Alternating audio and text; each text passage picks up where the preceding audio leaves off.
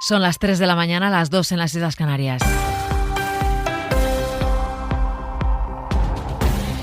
Claudia Platero, ¿qué tal? Buenas noches. ¿Qué tal, Mara? Buenas noches. Brasil se acaba de convertir en el tercer país del mundo más afectado por el coronavirus, superando a Reino Unido. Esto cuando allí todavía no se ha llegado al pico de la curva, que se espera en el mes de julio. Brasil tiene ya más de 254.000 casos y casi 17.000 muertos. Sara Selva, buenas noches. ¿Qué tal, Claudia? Buenas noches. 670 en las últimas 24 horas y los expertos esperan que sigan subiendo los contagios. En solo 3 días Brasil ha superado en números de casos a Italia, a España y ahora acaba de superar a Reino Unido. Y todo con un ministro de Sanidad en funciones, porque el viernes el que estaba renunció y Bolsonaro apartó de su cargo al anterior en abril. Así que Brasil, en mitad de la pandemia, ha tenido ya a 3 ministros de Sanidad. Hoy, el que fue destituido, Enrique Mandetta, ha dicho en una entrevista que ya advirtió a Bolsonaro de que pasaría esto, que los datos no son una sorpresa, pero que el presidente está más preocupado por la paralización económica. Mientras hay estados y ciudades que están intentando, con las competencias que tienen, endurecer la cuarentena. En Sao Paulo, que es una de las zonas más castigadas, el alcalde ha adelantado festivos, incluso de noviembre, para hacer un puente más largo esta semana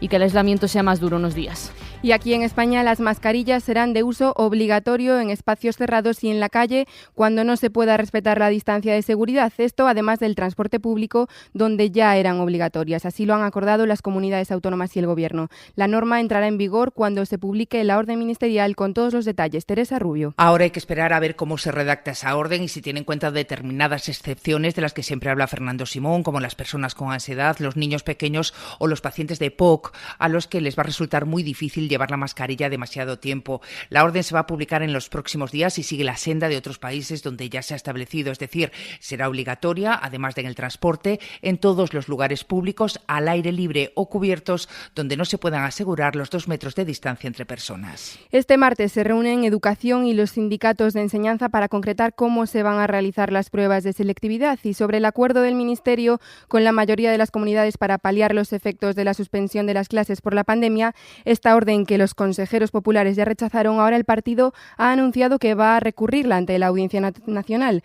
Teodoro García Egea ha asegurado que hacer excepcional que los alumnos repitan curso vulnera, entre otras cosas, la Ley de Educación. Por conculcar la Ley Orgánica de Educación, al establecer la promoción como norma general, por vaciar de contenido a través de un reglamento, un precepto legal que desarrolla un derecho fundamental y por violar el artículo 6 de la Ley Orgánica que regula los estados de alarma, excepción y sitio. El Ministerio no se ha pronunciado al respecto porque dicen que no tienen constancia oficial del recurso. Y la Filarmónica de Viena ha realizado un estudio que concluye que es muy difícil infectarse de coronavirus durante un concierto, tanto en el escenario los músicos como los asistentes. El experimento que han realizado bajo supervisión médica y ante notario para que diera fe de que no se inventan nada, dice que lo más lejos que puede llegar el aire en caso de estar infectado es 1 metro. Pepa Blanes. Sería casi imposible infectarse en un escenario, dice este estudio, que buscaba encontrar el grado de contagio para músicos y que ha encargado la Orquesta Filarmónica de Viena con supervisión médica. El contagio, por lo tanto, es mucho menor de lo esperado y tampoco existe apenas riesgo para el público. La orquesta llega a la conclusión de que el aire expirado por los músicos circula mucho menos y no llega tan lejos como se creía.